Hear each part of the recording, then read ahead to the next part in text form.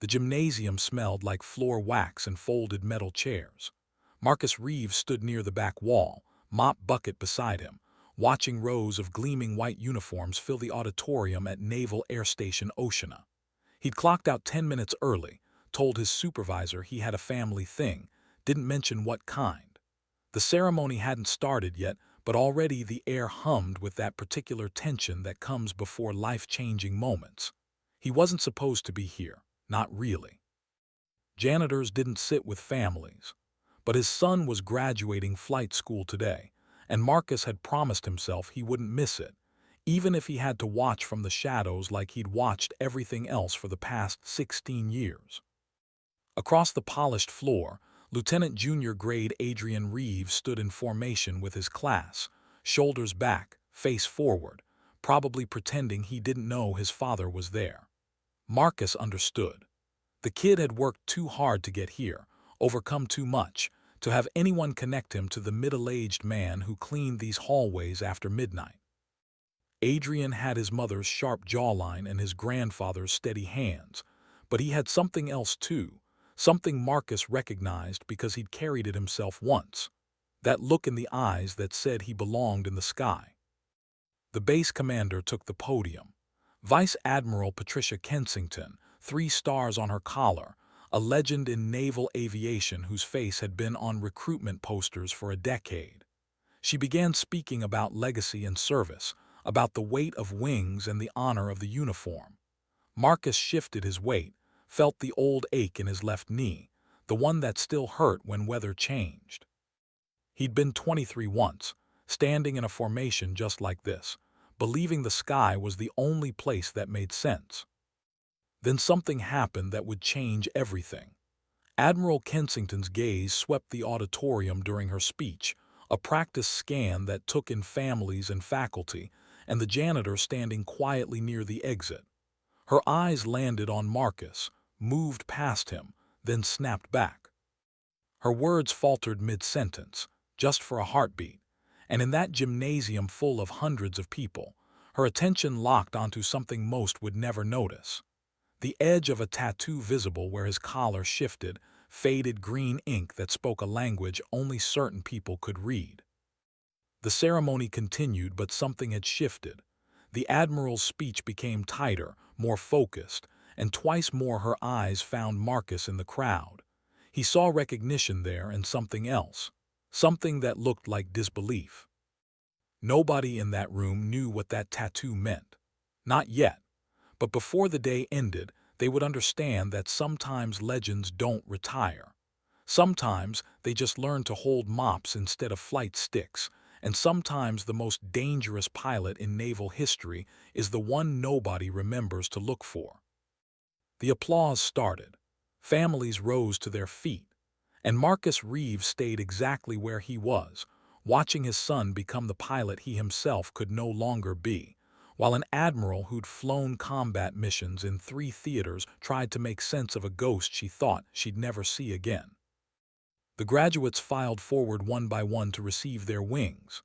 Standard procedure, names called alphabetically, crisp salutes exchanged, photos snapped by proud families. Marcus tracked Adrian's position in line, 4th row back, starboard side. The kid's posture was perfect, regulation distance between shoulders, hands clasped behind his back exactly as the manual specified. It made Marcus proud and sad in equal measure, watching competence he'd helped build from a distance, through phone calls and occasional weekends when custody arrangements permitted. Adrian had been 6 when the accident happened, too young to understand why his father suddenly couldn't fly anymore, old enough to feel the shape of absence. Marcus had tried explaining once, using words a child might grasp. Daddy's hands don't work the same way now. Daddy's eyes see things differently after the crash. But how do you tell a 6-year-old that the thing you loved most in the world, the thing that defined you, had been taken away by 6 seconds of mechanical failure over the Philippine Sea? The line moved forward. 3 more names until Adrian's. Marcus noticed Admiral Kensington hadn't taken her seat after finishing her speech. She stood stage left, pretending to review her notes but occasionally glancing toward the back of the room. Protocol dictated she'd stay for the full ceremony, shake hands with each graduate, offer congratulations their families would photograph and frame. But her body language suggested something else. Attention Marcus recognized from mission briefings when intelligence didn't match field reports. Lieutenant Junior grade Adrian Reeves. The name echoed through the sound system, and Marcus felt something crack open in his chest. His son strode forward with confidence that hadn't existed 5 years ago. When the kid was getting suspended from high school for fights Marcus later learned were defenses against mockery about having a janitor father. Adrian had channeled that anger into purpose, turned shame into determination, decided that if his old man couldn't fly anymore, then maybe he could fly for both of them. The base commander pinned the wings on Adrian's uniform, gold insignia catching gymnasium lights, the ancient symbol of naval aviation settling onto his son's chest like a transferred blessing. Adrian saluted. The commander returned it. Camera flashes burst from the family section where Adrian's mother sat with her new husband and their 2 younger children, the life she'd built after leaving Marcus behind with his demons and disabilities. Then Adrian did something unexpected. He turned, not toward the family section but toward the back wall, and his eyes found his father's. For 3 seconds, maybe 4, they held that connection across 100 yards of polished floor and assembled personnel. Adrian's expression didn't change. Regulations prohibited that, but Marcus read the message anyway. I did this. We did this. You're here and that matters. The moment broke. Adrian rejoined the formation. The ceremony continued through 18 more graduates, but Admiral Kensington had seen the exchange, tracked the sightline, confirmed what the tattoo had suggested. After the final name was called and the graduates tossed their covers in coordinated celebration, she descended from the stage with purpose, moving through congratulating families toward the man who was already backing toward the exit. Chief Reeves. Her voice cut through the gymnasium noise with command authority that hadn't diminished in the 15 years since Marcus had last heard it. We need to talk. Marcus froze. Chief. She'd used his rank, not the one he'd held when they'd flown together, but the one he'd earned before everything ended. Around them, families embraced graduates, creating a moving barrier between the Admiral and the janitor. Marcus could slip out now, disappear into hallways he knew better than anyone. That's not my name anymore, ma'am. He kept his voice low, respectful. Just Marcus. I push a mop here, nothing more. Bullshit. She closed the distance, and up close Marcus could see the years in her face, the additional ribbons on her uniform, evidence of a career that had continued climbing while his had cratered. That's a VFA 94 tattoo, Mighty Shrikes. I flew with the Shrikes during Operation Enduring Freedom. There were only 12 pilots in that squadron qualified for the program. Marcus said nothing. Around them, graduates posed for photos, families laughed, futures unfolded. He'd promised himself he'd stay invisible today, just watch his son's moment without complicating it. Your razor. Admiral Kensington's voice dropped to barely audible. Lieutenant Commander Marcus Razor Reeves. You disappeared in 2009. The official story said medical discharge after a training accident, but I read between those lines.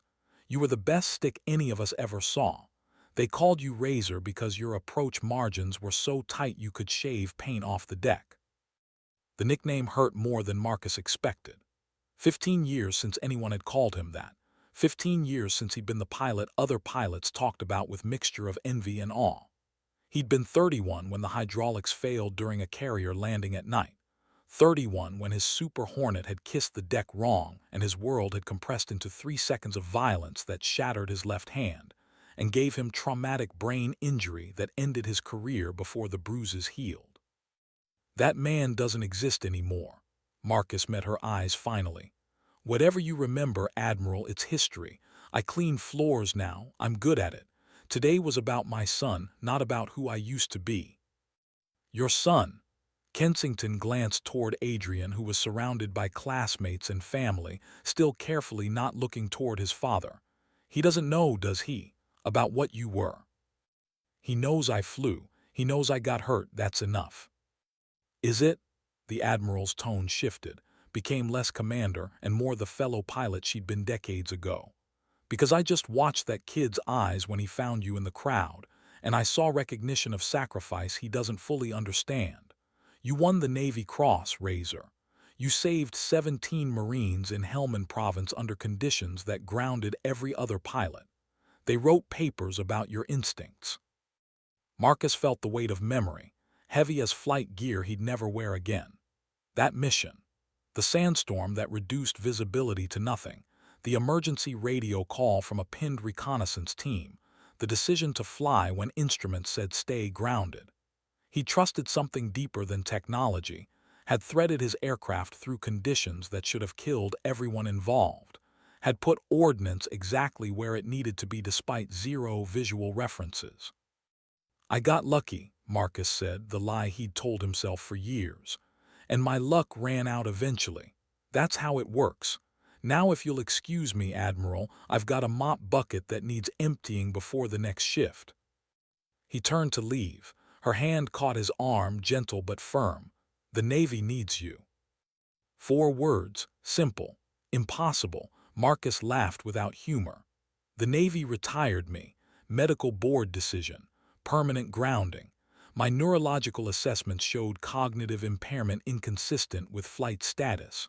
You want to read my discharge papers. They're probably in a warehouse somewhere gathering dust alongside everything else that used to matter. Things have changed. Admiral Kensington released his arm but didn't step back. We've got a program now. Rehabilitation protocols for injured pilots. New assessment criteria. Some of the conditions that grounded you 15 years ago, we've learned to work around them. The neuroscience has advanced. I can't promise anything, but I can promise a fair evaluation. Marcus felt something dangerous stir in his chest. Hope. He'd learned to kill that feeling years ago, learned that hopping hurt worse than accepting.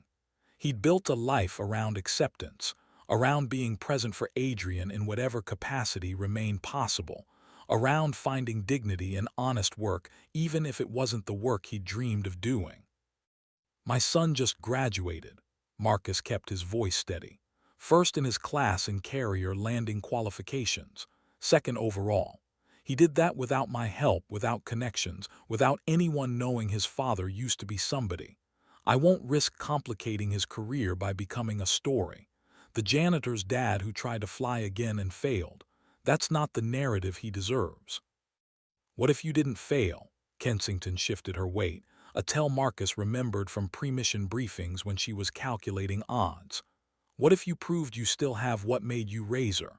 Not for nostalgia, not for pride, but because we genuinely need pilots with your specific skill set. The threats have evolved, the technology has evolved, but instinct, that doesn't expire. That's written in bone.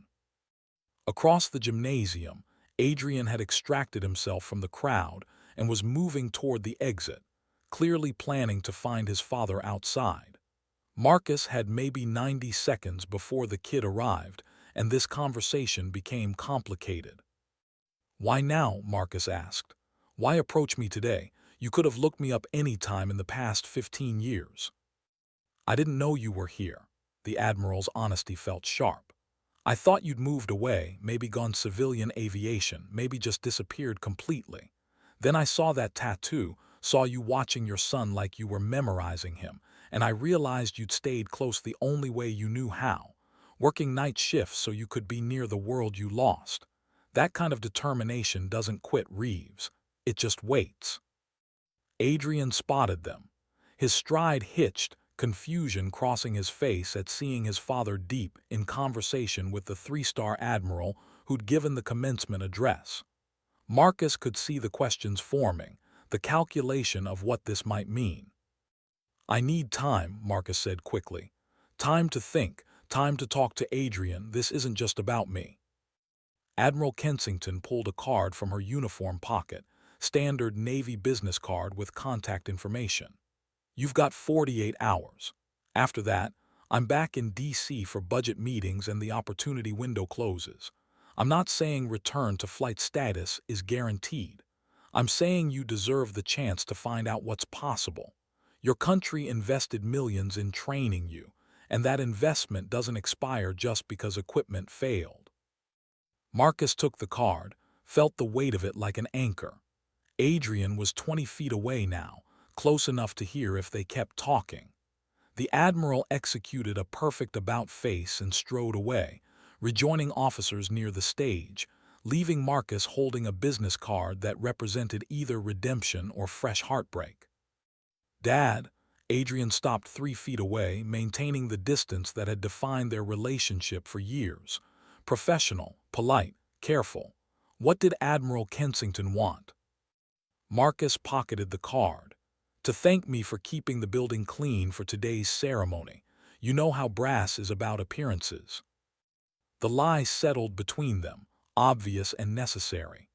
Adrian's eyes narrowed slightly, his mother's expression in male form, the look that meant he knew he was being protected from something but hadn't decided whether to push. "I saw you during the ceremony." Adrian's voice stayed neutral. "You didn't have to come. I know work is complicated."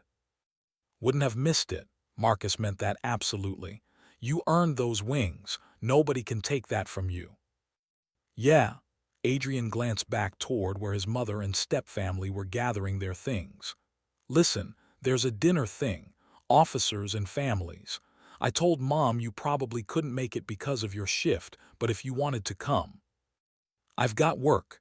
Marcus delivered the expected answer, the one that let them both off the hook. "But I'm proud of you, Adrian, more than you know."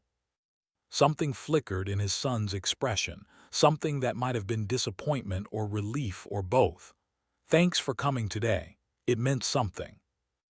They stood there in the emptying gymnasium, two men connected by blood and separation, both wearing uniforms of different kinds, both understanding that some distances couldn't be crossed with words. Then Adrian nodded, returned to his mother's waiting embrace, and Marcus collected his mop bucket and pushed it toward the exit. His phone buzzed in his pocket, text message from his supervisor, "Need you back here, spill in building 7. Always something to clean up, always someone else's mess to manage." Marcus sent a thumbs-up emoji and turned left down the familiar hallway. But his right hand found Admiral Kensington's card in his pocket, and his fingers traced the embossed seal like reading Braille. "The Navy needs you." 4 words that might mean everything or nothing. 4 words that suggested the story wasn't over, that the pilot called Razor might have one more flight in him. Marcus pushed his mop bucket through doorways he'd pushed it through 1,000 times before, but something had shifted. The building looked the same. The hallways smelled the same, but possibility had cracked open like a dawn patrol horizon, and he couldn't quite close it back up. Behind him, in the gymnasium where his son had become a naval aviator, Admiral Patricia Kensington made a phone call to Bethesda Naval Medical Center. She used words like cognitive reassessment and veteran pilot rehabilitation protocol and national security priority. She referenced Marcus's service number from memory, pulled strings she'd spent 30 years learning how to pull, initiated a process that would either resurrect a legend or confirm that some losses were permanent. The sun was setting over Oceana when Marcus finished his shift. He sat in his 2007 Honda Civic in the parking lot, windows down, listening to F-18's running pattern work overhead. Each engine scream was familiar as his own heartbeat, each landing a tiny masterpiece of calculation and courage. He used to do that. He used to be the person in the cockpit making those approaches look easy.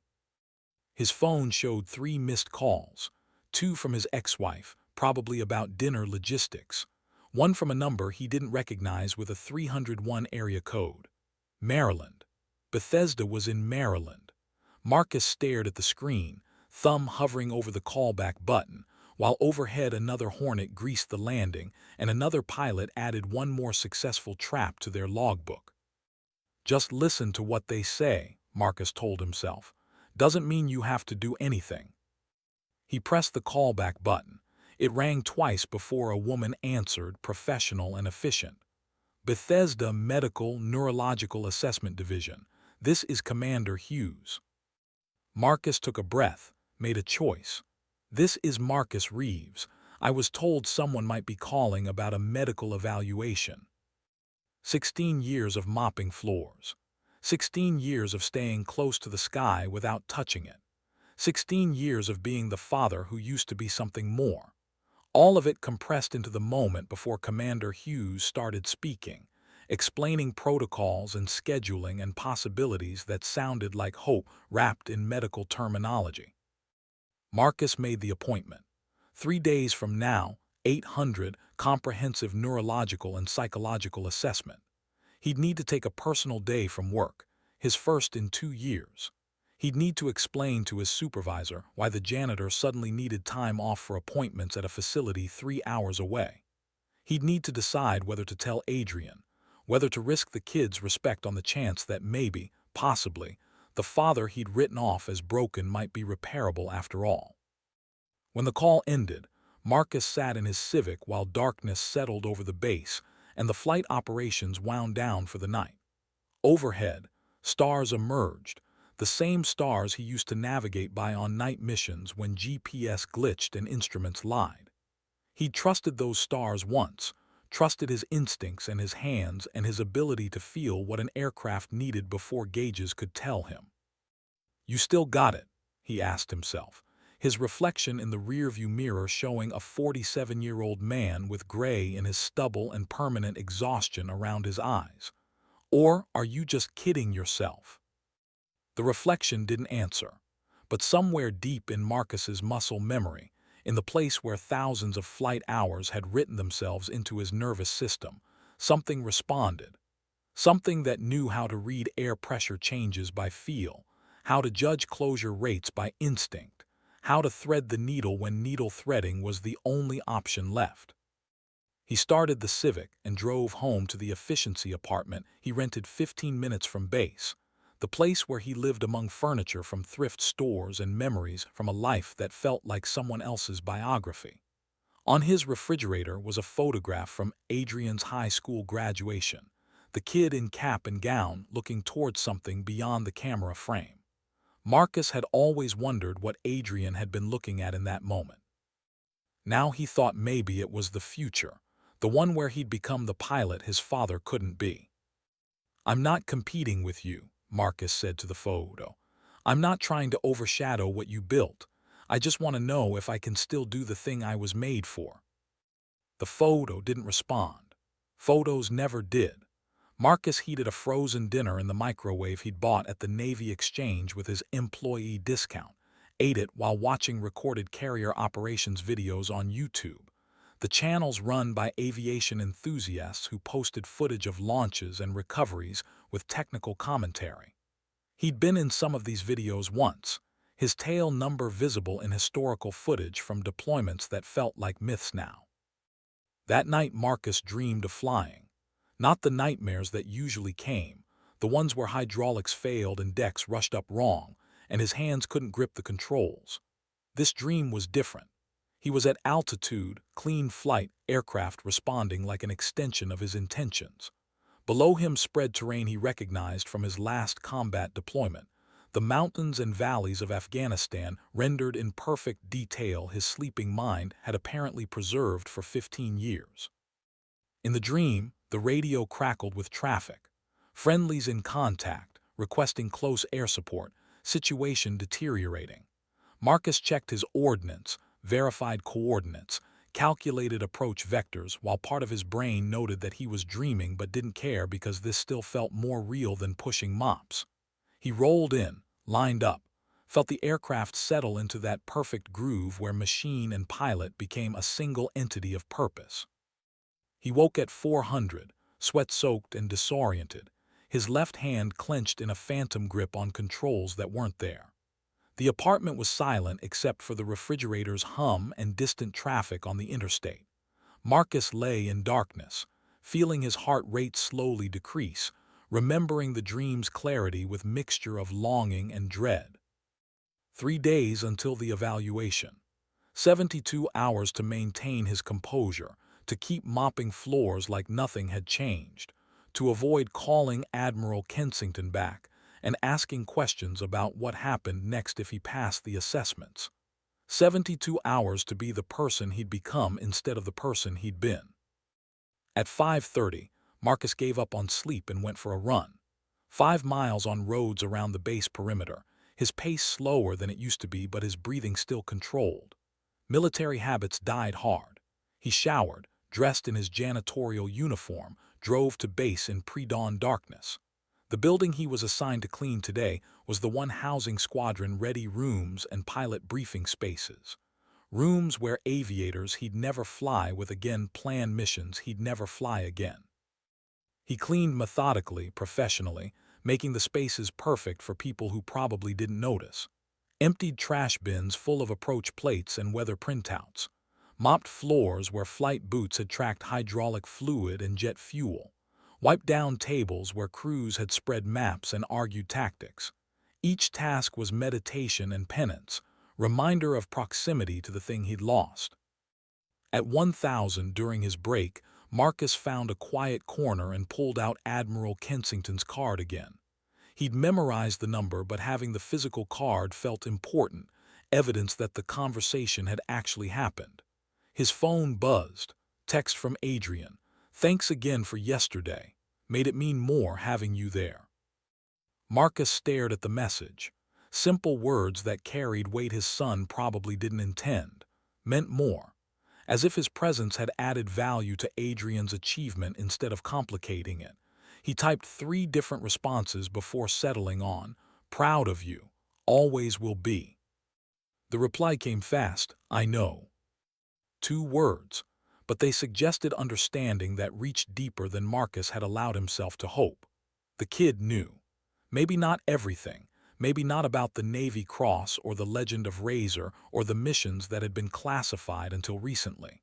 But Adrian knew his father had been something more, and had made peace with watching that father become something less, and that peace was its own kind of grace. Marcus pocketed his phone and returned to work. 2 more buildings to clean before his shift ended. But his mind was already in Bethesda, already sitting through neurological assessments and psychological evaluations, already facing the possibility that the damage was permanent, or that the damage had somehow healed, or that the damage didn't matter as much as everyone had believed. That evening, Marcus broke routine. Instead of going straight home, he drove to the base library and used their computers to research traumatic brain injury recovery. Medical journals used words like neuroplasticity and compensatory mechanisms and functional adaptation. Case studies documented pilots who'd returned to flight status after injuries previously considered disqualifying. The science had advanced, exactly as Admiral Kensington had claimed. But science was one thing, reality was another. Marcus had lived 15 years with his limitations, learned to work around cognitive deficits he'd never fully described to anyone, processing speed that occasionally lagged under pressure, visual persistence that sometimes created afterimages in low light, fine motor control in his left hand that never quite returned to baseline. Separately, each issue was manageable. Together, they'd been enough to ground him permanently. Or had they? The medical literature suggested that the brain adapted, that pathways rebuilt themselves, that time and determination could reshape what injury had disrupted. Maybe. Possibly. The words were cautious, hedged with academic uncertainty. Marcus logged off the computer and sat in the library as evening shadows lengthened through windows overlooking the flight line. Overhead lights flickered on automatically. Somewhere in this building were records of his own career, files documenting the pilot he'd been before the accident. He wondered what those files would say, whether they'd recognize the person he'd become. His phone buzzed again. This time the caller ID showed his ex-wife's number. Marcus considered ignoring it, knew that would just delay the inevitable. He answered. "Hey, Julie. Adrian told me you talked to Admiral Kensington." Her voice carried that particular tone that meant she was worried and trying not to sound accusatory. He said it seemed like more than just pleasantries. "It was nothing. She recognized my old squadron tattoo, We talked for a minute. Marcus. Julie's tone shifted, became the voice of someone who'd once promised forever and had instead gotten disability discharge and depression. Don't lie to me. Not about this. If something's happening, if you're thinking about doing something, I need to know. Adrian needs to know. Marcus closed his eyes. Julie had earned honesty, even when honesty was complicated. She mentioned a program, medical reassessment for injured pilots, new protocols, new science. I have an evaluation scheduled at Bethesda in 3 days. Silence on the line. He could hear her breathing, could imagine her expression, the mixture of concern and carefully controlled skepticism. She'd seen him at his worst, in the months after the medical board when he'd self-destructed quietly and thoroughly. She tried to help, tried to pull him back from edges he'd been determined to approach. Eventually, she'd saved herself and Adrian by leaving. "What does this mean?" Julie asked finally. "Are they talking about returning you to flight status?" "I don't know, maybe, probably not, it's just an evaluation." "Marcus, listen to me." Her voice gentled, became the woman he'd married instead of the one he'd divorced. "I know what flying meant to you.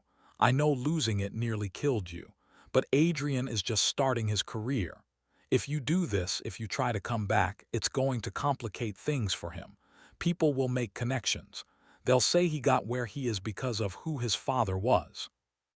Adrian got where he is because he's better than I ever was." Marcus kept his voice level. "Nobody can take that from him, and maybe that's exactly why I need to try this. Not to compete with him, not to relive glory days, but to show him that getting knocked down doesn't mean staying down." More silence. Then Julie sighed, the sound of someone releasing an argument they knew they couldn't win. "When is the evaluation?" "Tuesday morning, 800. I'll be back by evening." "Call me after. Let me know what they say. And Marcus, whatever happens, don't do this if it's going to break you again. Some things are better left in the past." The call ended. Marcus sat in the library until the staff announced closing time, then drove home through darkness that felt somehow lighter than usual. 2 days now. 48 hours. He could feel time compressing like the final seconds before touchdown, that moment when everything narrowed to a single point of focus and nothing existed except the need to get it exactly right. That night Marcus didn't dream of flying. He dreamed of his son, a composite memory that blended different ages and moments. Adrian at 6, crying because kids at school said his dad was broken. Adrian at 12, refusing to talk about career day because he didn't want to explain what his father did for work. Adrian at 16, asking questions about flying that Marcus answered with clinical precision because emotion felt too dangerous. Adrian yesterday, finding his father's eyes across a gymnasium and sending a message that said none of the past mattered as much as the present moment. Marcus woke at 200 and couldn't return to sleep. He dressed, made coffee, sat at his kitchen table with Admiral Kensington's card and spreadsheets of flight hour logs he'd kept for no rational reason, except that deleting them felt like admitting defeat. 3,000 hours in tactical aircraft, 500 carrier landings, 73 combat missions, statistics that used to define him, numbers that represented mastery of a craft most people never understood. At 5:30, he went for another run. 7 miles this time, pushing harder than yesterday, testing whether his body remembered what it used to be capable of. His lungs burned and his legs protested, but he finished strong, and standing in his apartment shower afterward, Marcus felt something he hadn't felt in years. The possibility that maybe, possibly, he wasn't done yet. Monday passed in slow motion. Marcus moved through his shift on autopilot, cleaning spaces and emptying bins while his mind ran evaluation scenarios. What questions would they ask? What tests would they run? What baseline would they compare him against the pilot he'd been 15 years ago, or some standard minimum that might be achievable now? He had no frame of reference, no way to prepare except to show up and tell the truth about what he could and couldn't do. At 1600, his supervisor pulled him aside. "Reeves, I approved your personal day for tomorrow, but I need to know, is everything okay? You've been distracted lately. Not your usual standard." Marcus blinked, realized he'd been mopping the same section of floor for 10 minutes while his mind was in Maryland. "I'm fine, just some medical appointments, routine stuff." His supervisor didn't look convinced but nodded. "All right, but if you need time off, real time, you've got vacation days accumulated. Use them if you need to." The kindness hit unexpectedly hard. Marcus had worked here for 12 years, longer than most janitors stayed, and he'd always assumed he was invisible to management. Apparently not. Apparently, even in invisibility, people noticed when patterns changed. "Thanks," Marcus managed. "I appreciate it." That evening, Marcus did something he hadn't done in years. He visited the base chapel. Not for religion exactly, though he'd been raised with faith that had mostly evaporated during deployments. He went for the silence, for the space where questions didn't need immediate answers. He sat in the back pew while evening light filtered through plain windows, and he tried to figure out what he actually wanted from tomorrow's evaluation. Did he want to fly again? Yes. Obviously, desperately, yes. But wanting wasn't the question. The question was whether wanting was enough, whether desire could bridge the gap between who he'd been and who he'd become, whether the pilot called Razor still existed somewhere beneath the janitor called Marcus. "I don't know what I'm asking for," he said quietly to the empty chapel. "But if there's any chance, any possibility, I need to know. Not knowing is worse than trying and failing." The chapel offered no response. Faith didn't work that way. But speaking the words aloud made them real, gave them weight and substance. Marcus sat there until his phone alarm reminded him he should eat dinner and prepare for tomorrow. Then he drove home through base roads he knew by heart. That night he laid out clothes for the evaluation. Civilian attire, business casual, the kind of outfit he wore maybe once a year for occasions that required looking presentable. His hands shook slightly as he hung the shirt, and he recognized the tremor as fear mixed with anticipation. Tomorrow would either open doors or close them permanently. No more wondering, no more what-ifs, just the truth, whatever that turned out to be. Marcus set his alarm for 400, giving himself extra time for the drive to Bethesda. He needed to arrive early, needed to walk the hospital corridors and remember that he'd been here before, 16 years ago, waiting for a medical board to tell him his career was over. Coming back felt like confronting a ghost, but ghosts lost power when you faced them directly. At 2300, he received a text from an unknown number. "Good luck tomorrow. Give him hell, Razor. Kensington." Marcus stared at the message, at the nickname he'd thought was buried with his flight status. The Admiral had called him that deliberately, reminding him of who he'd been when excellence was expected. He saved the message, set his phone on the nightstand, and closed his eyes. Sleep came eventually, fitful and dream-haunted, but sleep nonetheless. And when the alarm sounded at 400, Marcus rose like a pilot briefing for a mission, moving with purpose that hadn't existed yesterday, carrying preparation that went deeper than medical evaluations could measure. Today he'd find out whether the thing that made him Razor, the instinct, the reflexes, the bone-deep understanding a flight had, survived everything else. The drive to Bethesda was smooth. Early morning, highways mostly empty. Marcus arrived at 700, 30 minutes before his appointment. The hospital complex sprawled across acres, modern buildings connected by covered walkways. He parked in visitor parking, sat in his Civic for 5 minutes collecting himself, then walked through automatic doors into air conditioning and antiseptic smell, and the particular tension of a place where lives got assessed and futures got decided. Check-in was efficient. A receptionist verified his appointment, provided a visitor badge, directed him to neurology wing, 3rd floor. Marcus took the elevator, watched floor numbers illuminate in sequence, felt the same stomach drop sensation he used to feel during carrier landings.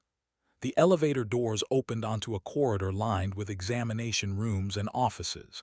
everything painted in calming neutrals that probably cost consultants significant money to select.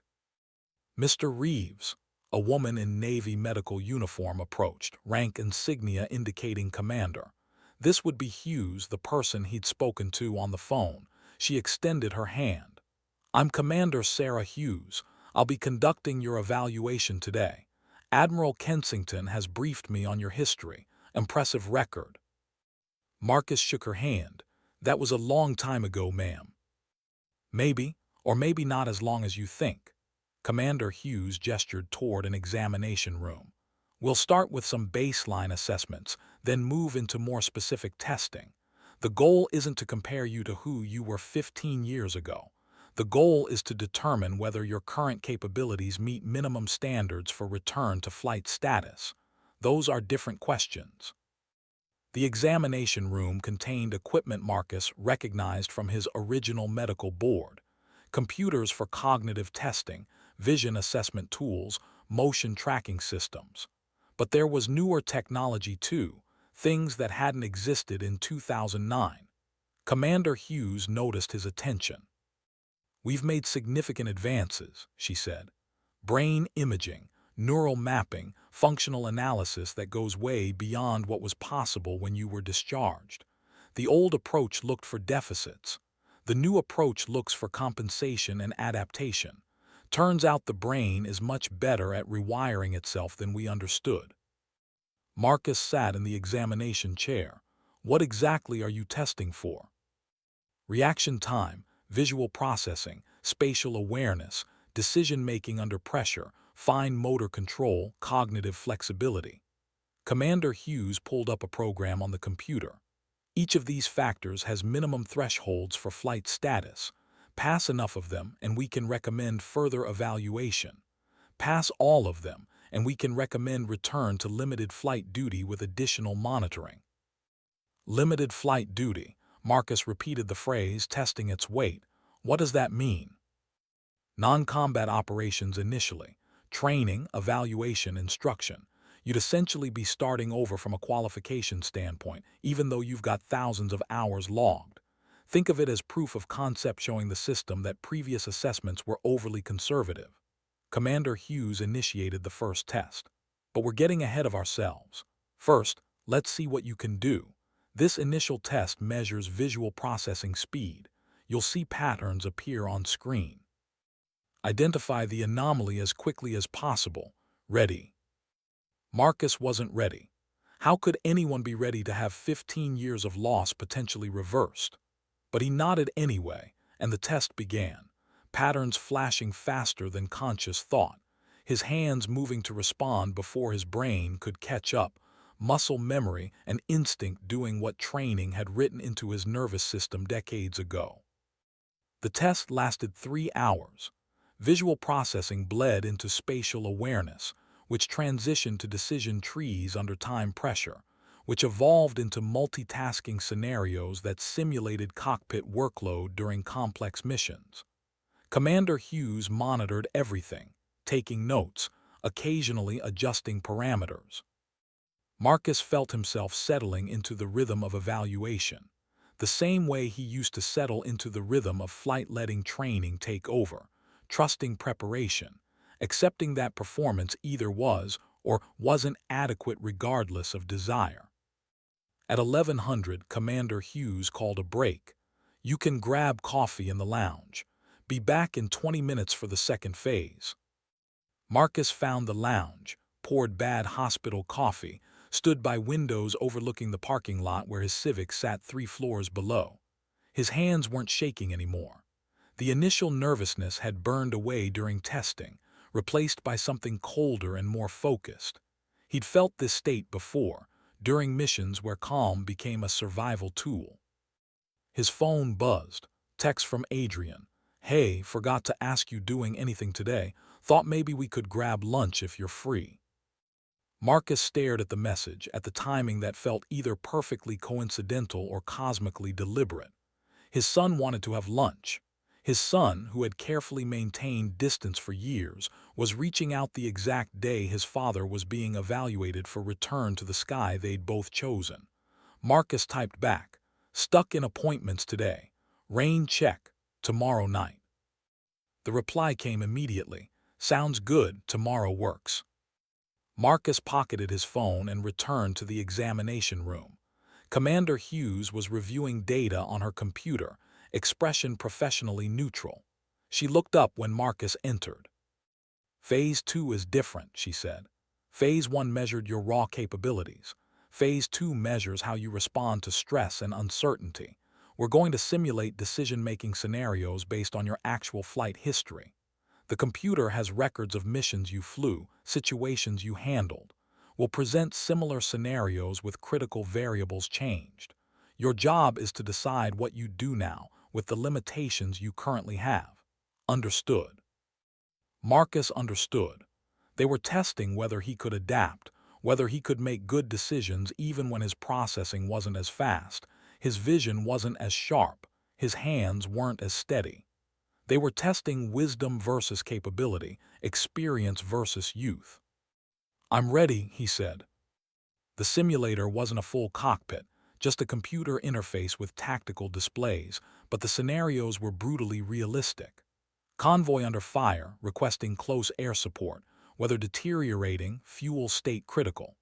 Marcus read the situation, calculated options, made calls that felt right even though he couldn't articulate why. Training spoke through him, years of experience compressing into seconds of decision. He prioritized, delegated, adapted when new information changed the equation. An hour into Phase 2, the computer presented the scenario he'd been dreading, the mission that earned him the Navy Cross. Helmand Province, sandstorm, pinned Marines. The setup was identical except for minor details. Marcus felt his heart rate spike, felt memory overlay present moment, the past and now bleeding together. What do you do? Commander Hughes's voice stayed neutral. Marcus studied the displays. Every rational calculation said stay grounded. Visibility was effectively zero. Instruments alone couldn't guarantee terrain clearance in mountains. The risk of flying was nearly equal to the certainty of casualties if support didn't arrive. He'd made this choice once before and barely survived. Making it again with reduced capabilities seemed insane. But the math hadn't changed. 17 Marines then, 15 now in the simulation. The equation was clear, risk 1 to save 15. That ratio justified almost any attempt. I fly, Marcus said quietly. I use terrain following radar, accept the lag in my visual processing, compensate with earlier decision-making. I trust that experience can substitute for reaction time. And I put ordnance exactly where it needs to be, because not trying means people die who didn't have to. Commander Hughes made notes. The simulation continued. Marcus threaded the impossible